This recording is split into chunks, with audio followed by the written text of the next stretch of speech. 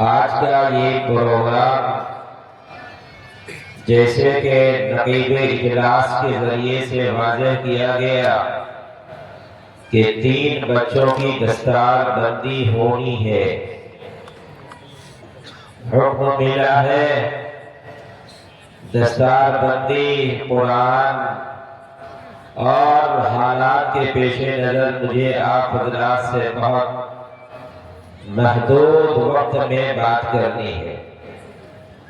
بار بار یہ اعلان بھی کیا جا رہا ہے، ہر دل عزیز مقرر عنقریب جلوہ افروز ہوں گے، اور ان کے آنے کے بعد گرامی قدر حضرت مولانا شبیر احمد صاحب دامت برکاتہ، حضرت مولانا سہراب صاحب چاپدانی کلکتہ اور دیگر اکابرین علماء کے دستے مبارک سے دستار باندھی جائے گی۔ وہ حسین موقع بھی عنقریب آ چکا ہے۔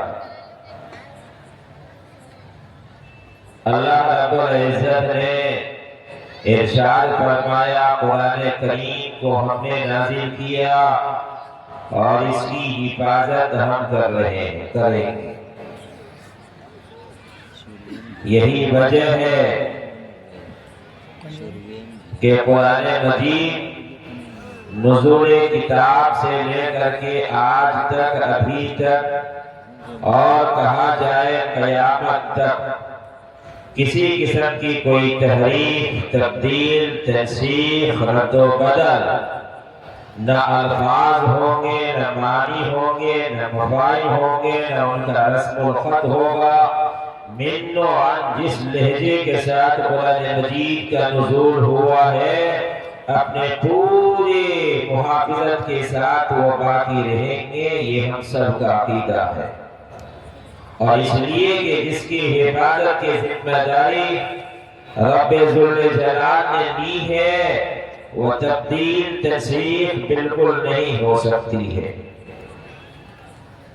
یہی وجہ ہے کہ دیگر آسمانی جو کتابیں ہیں، چاہے توریت، زبور، انجیل اور دوسری جو کتابیں ہیں، چونکہ اس کی حفاظت کی ذمہ داری اللہ رب العزت والجلال نے اپنے ذمے نہیں لی، تو آج آپ دیکھیں کہ توریت آپ اپنی اصلی شکل پر باقی نہیں ہے، زبور اپنی اصلی حیت پر باقی نہیں ہے، انجیل بھی رد و بدل کے شکار ہو گئے ہیں، لیکن قرآن مجید جس لہجے کے ساتھ، جس رسم الخط کے ساتھ، جس معنی مفاہیم کے ساتھ نازل ہوا ہے، اب تک ہے اور قیامت تک رہے گا۔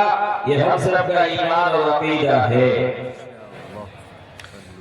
کیوں؟ اس لیے کہ اللہ حفاظت فرما رہے ہیں، اور یہ بات آپ سب کو جان لینی چاہیے کہ یہ قرآن کریم جو اصول حیات ہے، حق و باطل کے درمیان تفریق کرنے والی کتاب قرآن مجید اللہ نے نازل فرمایا ہے،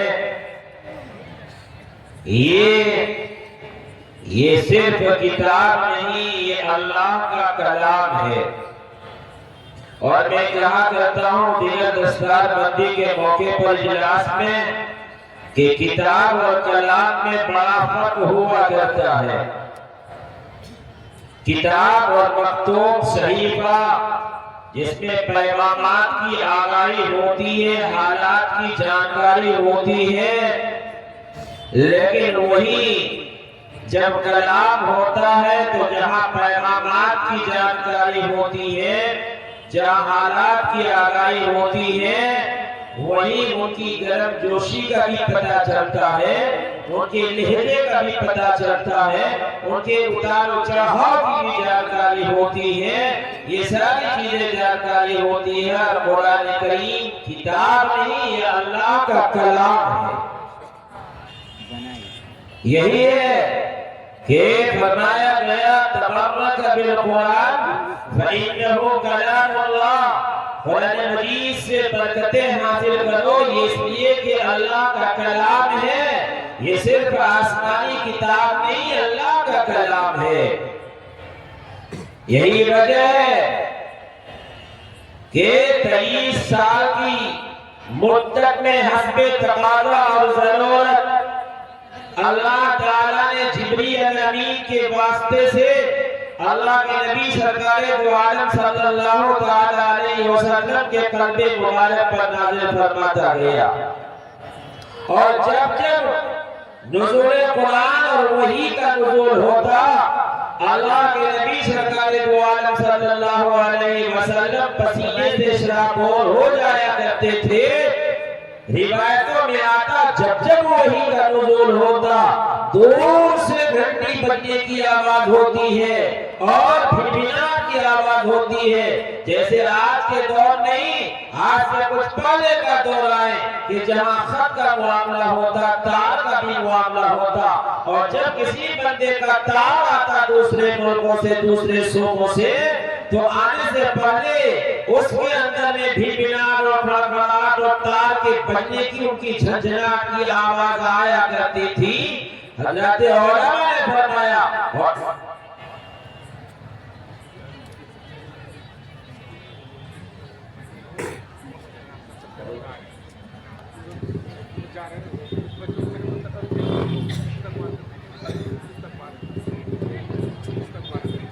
حضرت حافظ اور سہراب صاحب کا کرتوی تشریف لائے.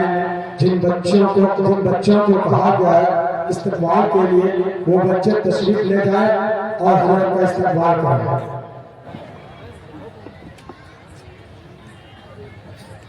تو دور سے گھنٹی بجنے کی آواز ہوتی. بخاری میں اسی بات کی طرف اشارہ ہے جسے سلسلۃ الجرس کہا جاتا. گھنٹی کی بجنے کی آواز آیا کرتی اور اللہ کے نبی سرکار دو عالم صلی اللہ علیہ وسلم پسینے سے شرابور ہو جایا کرتی ہے. یہ اللہ کا کلام ہے براہ راست، اس لیے ہمیں اللہ کے کلام سے محبت ہونی چاہیے. اللہ رب العزت نے اس قرآن کریم کی جہاں حفاظت کے کئی راہیں متعین کیا ہے، اسی اعتبار سے اللہ رب العزت نے سلسلہ وار توفیق دیتا ہے کچھ بچوں کو، کچھ سینوں کو اللہ تعالیٰ توفیق دیتا ہے. جس سینے میں اللہ تعالیٰ قرآن مجید کو محفوظ فرماتا ہے، جس کی شکل میں آج 3 بچوں نے یہاں بھی قرآن کریم حفظ کیا ہے. حضرت مولانا پیر ذوالفقار نقشبندی رحمت اللہ علیہ جو ایشیا کے بڑے بزرگ مانے گئے تھے، ابھی قریب ان کا وصال ہوا. اللہ تعالیٰ انہیں غریب رحمت کرے، اللہ تعالیٰ جنت الفردوس میں اعلیٰ مقام نصیب فرمائے. حضرت مولانا اپنے خطبات میں رقم کرتے ہیں، تحریر کرتے ہیں کہ حفاظت قرآن اس طور پر بھی ہے کہ جس طرح آدمی جب کوئی کمپیوٹر میں کام کرتا ہے اور جب کوئی سسٹم میں بیٹھ کر کے کسی چیز کو محفوظ کرتا ہے تو سسٹم پر محفوظ کرنے کے عام طور پر 2 طریقے ہوتے ہیں. ایک تو یہ کہ اسے ہارڈ کاپی نکال لیا جاتا ہے اور ایک تو یہ کہ اسی کے اندر میں سیو کر کے رکھ لیا جاتا ہے.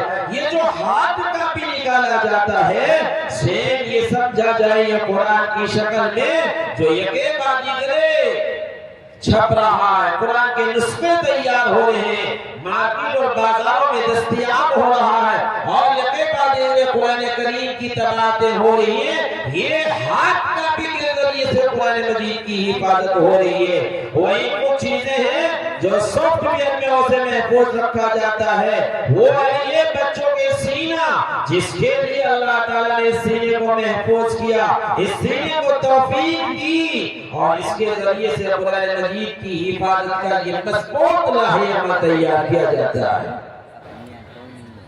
اللہ تعالیٰ سارے سینے کو نہیں چھوڑتا.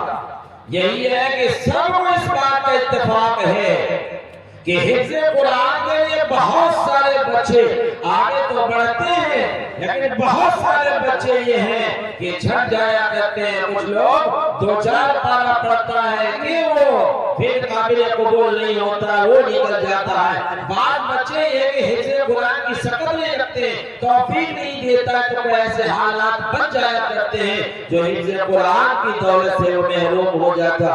اللہ رب العزت جس سینے کو چنا، جو سینہ صاف شفاف دیکھا، اللہ رب العزت نے اسے توفیق دی اور قرآن مجید ان بچوں کے سینوں میں محفوظ کر دیا۔ یہ سینہ بڑا عظیم سینہ ہے۔ یہ سارے لوگ اگر چاہیں قرآن مجید کی حفظ کرنا نہیں ہو سکتا ہے۔ ہمارے پاس اکابرین اور اکابرین کے بڑے فہرست ہیں جنہوں نے اپنے بال بچوں کو اور خود وہ حفظ قرآن کے در پہ بڑی کوششیں کی، رب العزت کی طرف سے توفیق نہیں ملے، وہ حافظ قرآن نہیں بن پائے۔ اللہ تعالیٰ نے جن بچوں کو توفیق دیا حافظ قرآن بنے، آج اس بزم میں، آج اس اجلاس میں انہیں مبارکبادی پیش کرتا ہوں اور میں ان کے والدین کو بھی مبارکبادی پیش کرنا چاہتا ہوں اور یہ کہنا چاہتا ہوں اللہ نے آپ کو بڑی توفیق دی۔ سب سے پہلے آپ کو بارگاہ الہی میں شکریہ ادا کرنا چاہیے کہ اللہ رب العزت نے ہمارے گھر میں ایک حافظ قرآن بنایا۔ حافظ آپ جانتے ہیں یہ لفظ حافظ یہ اللہ رب العزت کے صفت نام ہے۔ جب کوئی بچہ قرآن حفظ کر لیتا ہے اللہ تعالیٰ اپنا نام اس کے ساتھ گویا کہ منتخب کر دیتا، چسپا کر دیتا۔ آج کے ڈیٹ کے بعد سے یہ کہا جائے گا یہ بچہ حافظ ہو گیا۔ جو بچہ جو نام اللہ کا ہے وہ صفاتی نام اس کے ساتھ گویا ملفظ ہو جاتا، یہ ان کے بڑی سعادت کی بات ہے۔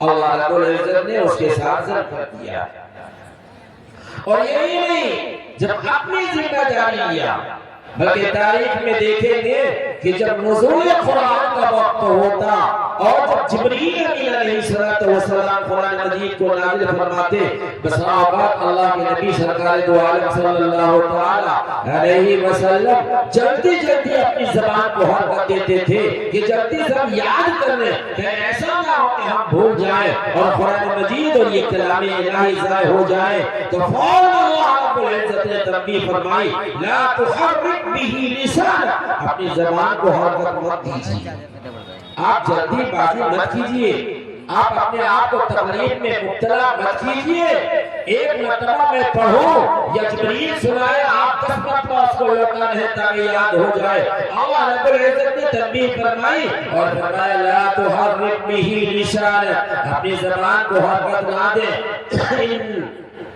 یہ میری ذمہ داری ہے کہ مجھے پڑھوانا بھی، اس کا جمع کرنا بھی، اِنَّا عَلَيْنَا جَمْعَهُ وَقُرْآنَهُ، یہ میری ذمہ داری ہے اس کا جمع کرنا، یہ میری ذمہ داری ہے اس کا پڑھوانا۔ وہ اللہ رب العزت نے اللہ کے نبی صلی اللہ تعالی علیہ وسلم کو اس بات کی تاکید دی، اس اعتبار سے اللہ تعالی نے قرآن مجید کی بھی حفاظت فرمائی۔ یہ حفاظت بڑے عجیب انداز پہ قرآن مجید کی ہو رہی۔ میں آپ کو مثال دوں کہ دنیاوی سماج میں اور دنیاوی سوسائٹی اور معاشرے میں عام طور پر جب کوئی بڑے گفتگو کیا کرتے ہیں، باتیں ہوتی ہیں بڑوں کے بیچ میں، کوئی چھوٹا بچہ جب بیچ میں لقمہ دیتا اسے لوگ بے شعور یا اسے ناراض سے تشبیہ دے کر اس کے بھگا دیتا۔ لیکن آج کے ڈیٹ میں بہت بڑا قطب و ابدال، بہت بڑا ولی اللہ اگر کوئی قرآن مجید کی تلاوت کرتا ہے، نماز میں قرآن پڑھتا ہے، تراویح میں قرآن سناتا ہے، ایک چھوٹا بچہ اسے لقمہ دے دیتا ہے تھوڑی سی غلطی کرنے کے بعد، اسے دنیا اور سماج اسے برا نہیں مانتی ہے نہ برا سمجھتی ہے۔ یہ نہیں کہتا ہے کہ چھوٹا بچہ نہیں، اتنے بڑے بزرگ، اتنے بڑے عالم، اتنے بڑے قطب و ابدال جس کے سامنے میں پوری دنیا گھٹنا ٹیکی ہوئی، یہ بچہ لقمہ دے رہا ہے، اسے بے شعور، اسے بدتمیز، اسے نالائق تصور نہیں کیا جاتا ہے۔ کیوں؟ اس لیے اس کی ذمہ داری رب ذوال جلال نے لی ہے اور اس اعتبار سے لی ہے کہ تھوڑا سا بھی اگر ہٹے گا ایک چھوٹا بچہ فوراً لقمہ دے گا۔ یہ قرآن اصل یہ ہے آپ مس کر رہے ہیں، آپ متشابہات کی طرف جا رہے ہیں اور دنیا کی سماج بھی مجھے بے شعور اور نالائق نہیں کہہ سکتی۔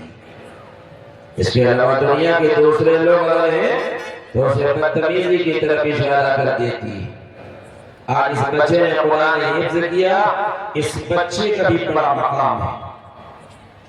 آج سرسری طور پر اس کا اعجاز ابھی فوٹو میں دیر کے بعد جب تک میں آپ کے بیچ میں حائل ہوں، جیسے میں یہاں سے اٹھوں اور کرسی چھوڑوں، اس کے بعد اس بچے کی دستار بندی ہوگی، دستار بندی ہوگی۔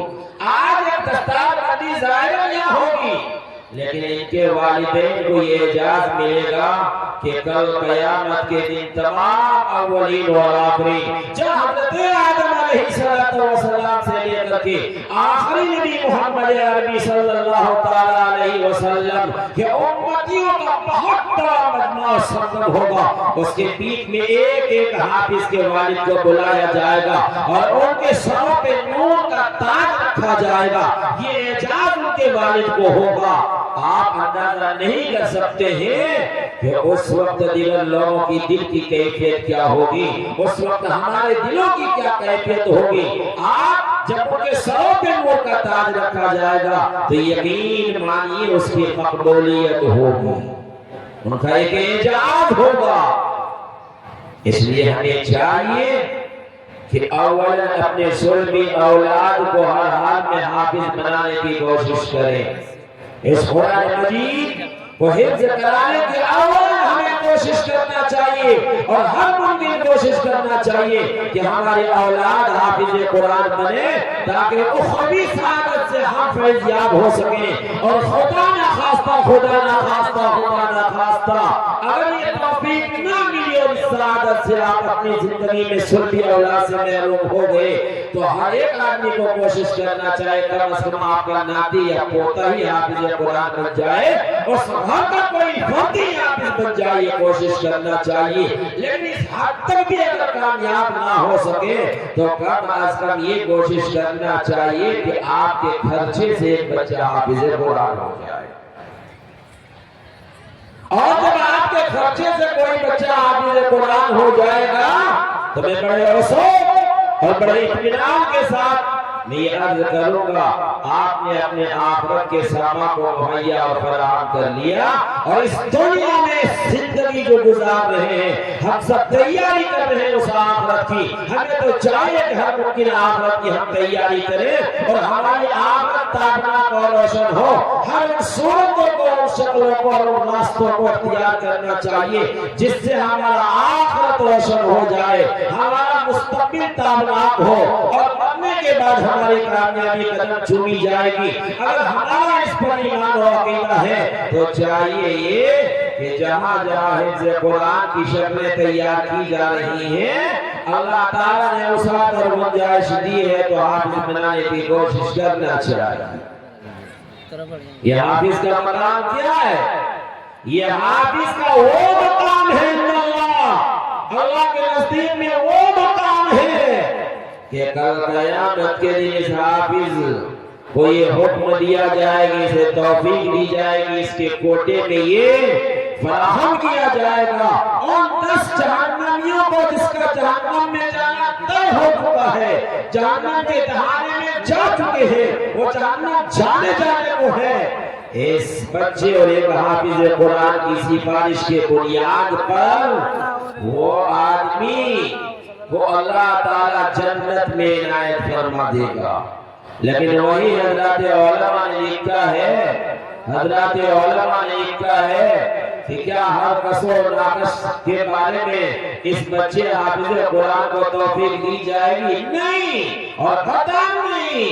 اس لیے کہ عام طور پر جب کوئی بچہ قرآن مجید حفظ کرتا ہے، قرآن مجید کو رٹنے کا کام کرتا ہے، تو افراد خاندان کے رشتہ دار کے 2 گروپ کے ہوتے ہیں۔ کچھ لوگ اس کی ہمت افزائی کا کام کرتے ہیں، کچھ لوگ وہ ہوتے ہیں تو اسے آر و شرم دلاتا ہے، اس علم کو حقیر سمجھتا ہے، اور خود اس بچے کو بھی وہ حقیر نگاہ سے، گری نگاہ سے دیکھتا ہے کیا کر رہا ہے، اور اپنی مستقبل کے سلسلے میں کچھ نہیں سوچا ہے۔ یہ قرآن مجید کے رکھنے لٹانے سے کیا ہو سکتا ہے؟ قرآن مجید کو طوطا مینا کی طرح رکھ لیا تو کون سا کمال ہو جائے گا؟ اس اعتبار سے ان کو وہ ہراسمنٹ کرنے کی کوشش کرتا ہے، اس کو اندرونی اعتبار سے احساس کمتری میں شکار کر دیتا ہے۔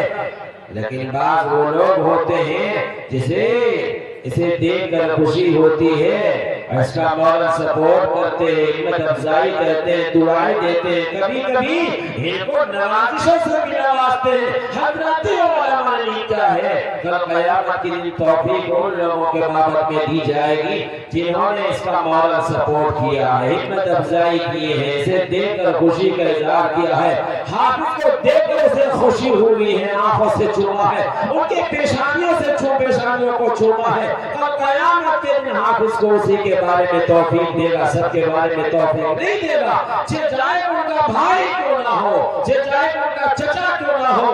لیکن اگر دنیا میں اس علم کے بات کے بارے میں اور قرآن مجید کے رکھنے کے بابت میں اگر اسے ایسا ہمت افزائی نہیں کیا تو اس کے بارے میں توفیق ہی نہیں دی جائے گی۔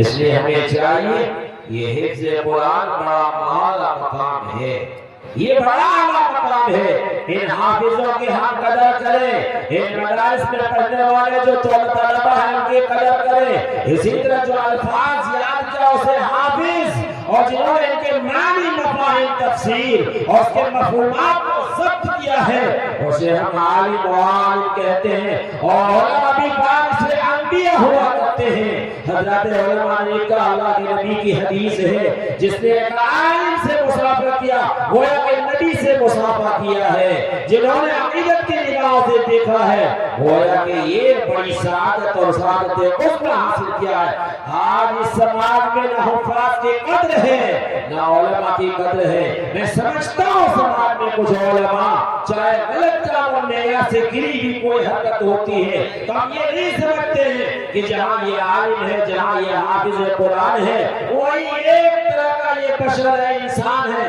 جس طرح ہم سے غلطی ہو سکتی ہے، جہاں سے مس ہو سکتا ہے، یہ عالم دین بھی ہے، یہ حافظ قرآن ہے، ان سے بھی غلطی ہو سکتی ہے۔ ہم بشریت کو چھوڑ کر کے ہم دیگر طرح کر کے وہ کو لعن کرتے ہیں اور علماء کی تقدس کو پامال کرنے کی کوشش کرتے ہیں۔ یاد رکھیے العلماء ورثۃ الانبیاء، علماء یہ انبیاء کے وارث ہیں، اور انبیاء کی وراثت اسے مال و متاع کے اعتبار سے نہیں، نبی کے علم ان کے اندر میں ہے اور اس کی تقسیم وہ کر رہا ہے۔ یہ علماء رب یہ ربانیین یہ نبی کے وارث ہیں، جس کے بارے میں اللہ کے نبی سرکار دو عالم صلی اللہ تعالی علیہ وسلم نے ارشاد فرمایا فضل العالم علی العابد وفضلی علی ادناکم، کہ عالم کی فضیلت عابد پر ایسی ہے جیسے میری فضیلت تم میں کا ادنا شخص پر ہے۔ اللہ کے نبی سرکار دو عالم صلی اللہ علیہ وسلم نے ارشاد فرمایا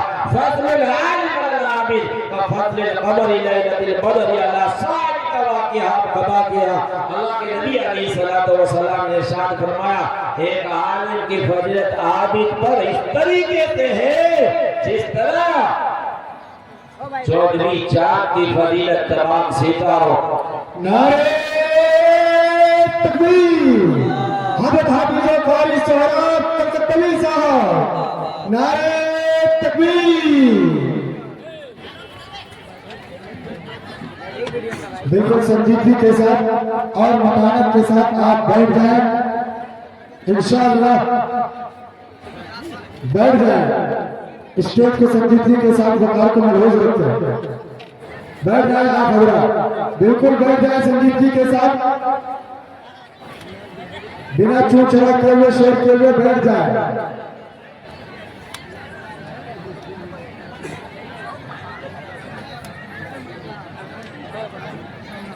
تو ہمیں چاہیے کہ ہم ان علماء کی بھی قدر کریں اور ہر ممکن علماء کی تقدس کو رعایت کریں، اس لیے کہ اللہ کے نبی سرکار دو عالم صلی اللہ علیہ وسلم نے خود ارشاد فرمایا ہے کہ عالم کی فضیلت عابد پر ایسی ہے جیسے چودھویں چاند کی فضیلت تمام ستاروں پر ہے۔ یہ علماء کا مقام خود کلام رسول اللہ کے نبی صلی اللہ علیہ وسلم نے ارشاد فرمایا۔ تو چاہے علماء کے سے کچھ غلطی اور خامی ہے تو ہمیں چاہیے کہ ہم اسے نظر انداز اس کی بشریت کا لحاظ کرتے ہوئے ہم کہیں کہ انسان بشر ہے، انسان سے غلطی ہو سکتی ہے، اگر غلطی نہیں ہوتی تو پھر بشر کہاں، وہ تو فرشتہ ہوتا، لیکن جب بشر ہے تو غلطی ہوتی ہے۔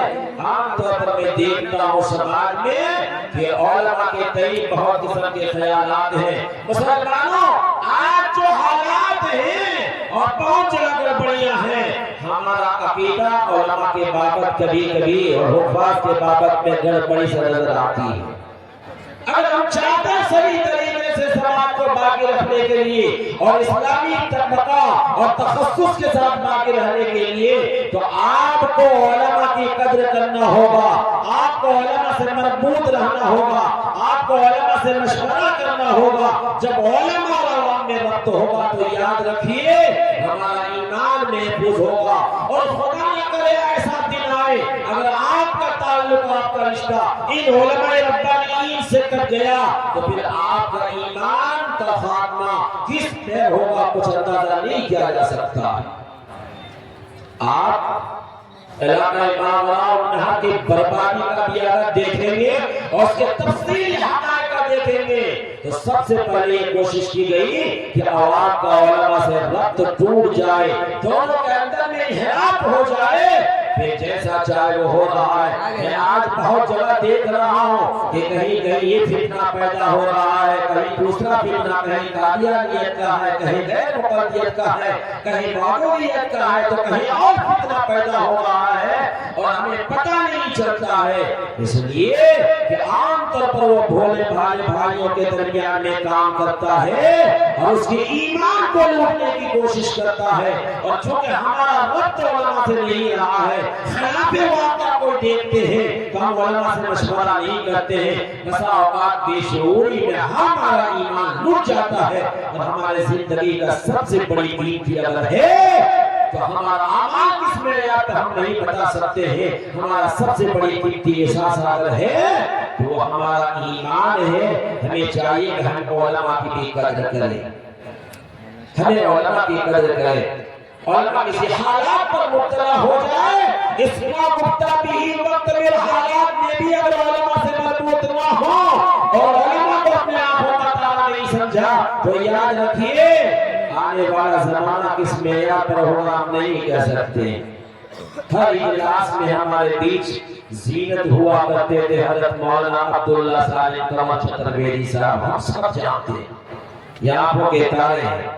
انتہائی افسوس کے ساتھ کہا جا سکتا ہے اس جمہوری قانون میں اور اس جمہوریت میں آپ ان کی باتوں کو دیکھیں اور تفصیل کو دیکھیں کہ کیا کہتا ہے۔ اور انہوں نے کہنے کا بات کیا تھی، بات میں بھی کہا کہ میں ماں کا مان سمان کرتا ہوں، جیسے ان کی ماں ویسے میری ماں، لیکن میرے کہنے کا مقصد کیا ہے۔ لیکن تھوڑی سی بات آئی کہ ایک نہیں انیک FIR درج ہوا، اور جو حضرت مولانا جس حالات کے شکار ہیں، جو ان کے ساتھ ضرور گوٹ کیا ہے، جب ان کا ویڈیو دیکھا جاتا ہے آنکھوں سے آنسو اشکبار ہوتے ہیں کہ آپ نے ان کے لیے کبھی دعائیں بھی کی، آپ نے گہرا تعلق کیا ہے۔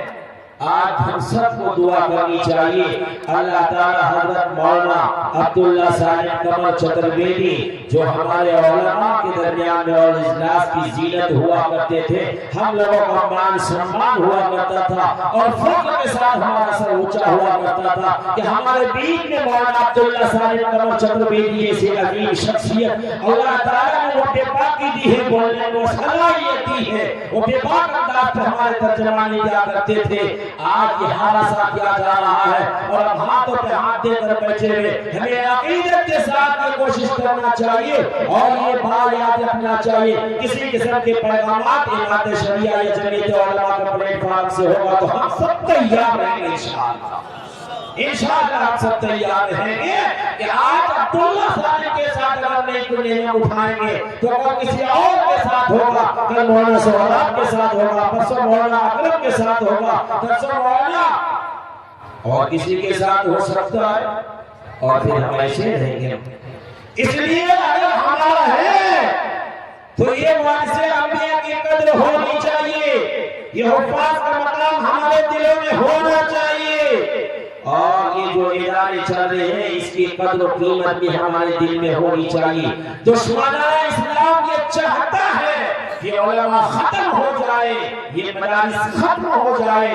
آپ بھی اسی راہوں پہ چلیں گے تب تو دشمنان اسلام اپنے مشن پہ کامیاب ہو جائے گا.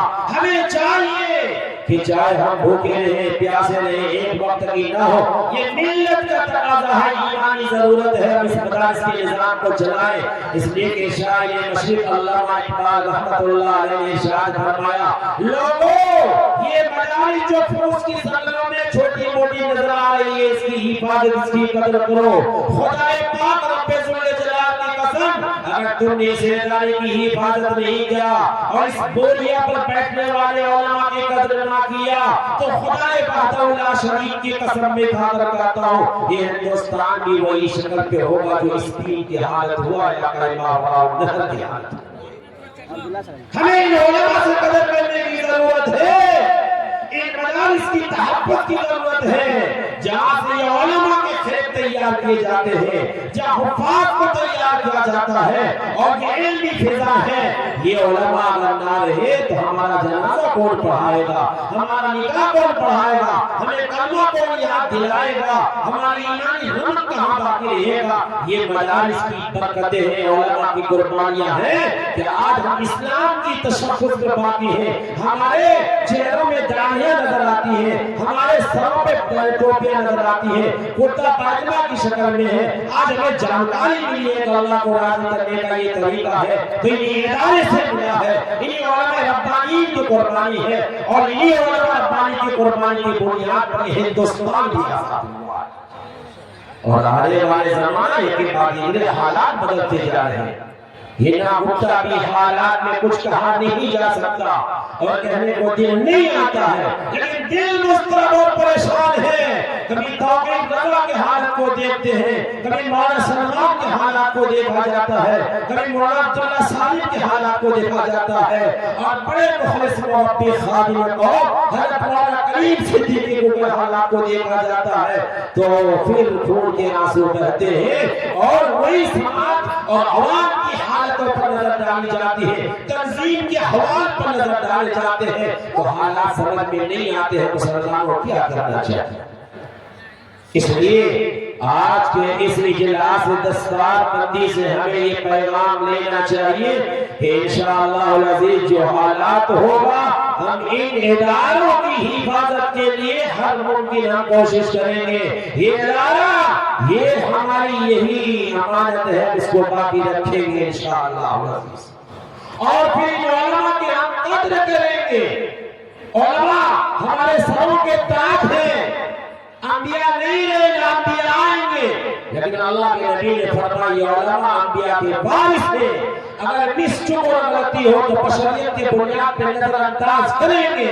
اگر ہمارا معاملہ جب علماء سے مربوط رہے گا تو انشاءاللہ العزیز ہم اسلامی تشخص پر باقی رہیں گے.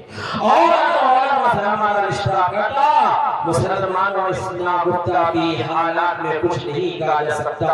اور یہ چھوٹے چھوٹے ادارے اگر ختم ہو گئے تو ہماری اولاد آنے والی نسلوں میں ہم تو مسلمان کہیں گے لیکن ہماری اولاد مسلمان نہیں ہوگی. پھر ہمیں وہی دیکھنا پڑے گا, نام کا مسلمان تو ہے لیکن پھر کہیں سلمان رشدی کی شکل میں نظر آئے گا, تو کہیں تسلیمہ نسرین کی شکل میں آئے گا, تو کہیں وہ جاوید کی نظر میں آئے گا اور اللہ کے الوہیت کا انکار کرے گا. گھرانہ مسلمان کا ہوگا, اللہ کے الوہیت کا انکار کرنے والا ہوگا. ہمیں چاہیے کہ یہاں سے مکتب سے ان چھوٹے چھوٹے ادارے سے جو ایمانی رونق بنایا جاتا ہے اور ایمانی بجلیاں اس کے اندر میں ڈالی جاتی ہے, میں قسم کھا کے کہتا ہوں کوئی بچہ اگر مکتب میں دینیات بھی پڑھ لیا, چھوٹے ادارے میں پڑھ لیا تو پھر وہ تسلیمہ نسرین نہیں بنے گی, وہ سلمان رشدی نہیں بنے گا, وہ جاوید احمد نہیں بنے گا, اس قسم کے منکرین خدا نہیں بنے گا، ایمان باقی رہے گا، اور یہ ادارے اگر ختم ہو گئے تو مسلمان تو نظر آئے گا لیکن منکر خدا ہوگا، کہیں توحید کا انکار کرنے والا ہوگا، اور اس کے اندر الحاد بے دینی ہوگی، اور اس چیزوں سے باہر ہو جائے گا۔ ہمیں قدر کرنی چاہیے۔ میں ان کے بیچ زیادہ وقت لینا نہیں چاہتا ہوں، ہمیں کوشش کرنا چاہیے، اور میں اپنی ماں بہنوں سے بھی کہنا چاہوں گا کہ آپ اپنے بچوں کی صحیح سے دیکھ بھال کریں۔ ان نئی اور نسلیں نو اگر ماں چاہیں گے تو صحیح ہو جائیں گے، ورنہ جو ابتداء کا سیلاب ہو رہا ہے اور ابتداء کا جو ماحول چلا جا رہا ہے، یکے بعد دیگرے مجھے دیکھتے ہیں تو بڑا عجیب سا نظر آتا ہے۔ اور میں جب دیکھتا ہوں لال قضا اور قضا کے احوال پر جب نظر ڈالتی ہے تو اتنے حالات بگاڑ، ابتداء، طلاق اور اس قسم کی خرافات بات آتی ہیں، انکار نہیں کیا جا سکتا، اور تحقیق ہوتی ہے تو بڑی معذرت کے ساتھ مجھے معاف کریں، اس میں ماں اور بہنوں کا بڑا دخل نظر آتا ہے۔ اس لیے میری ماں بہنیں ہم ایمان والی ہیں، جس اعتبار سے ہم کھڑے ہیں۔ اللہ تعالی ہم سب کو کرنے سے زیادہ عمل کرنے کی توفیق عنایت فرمائے۔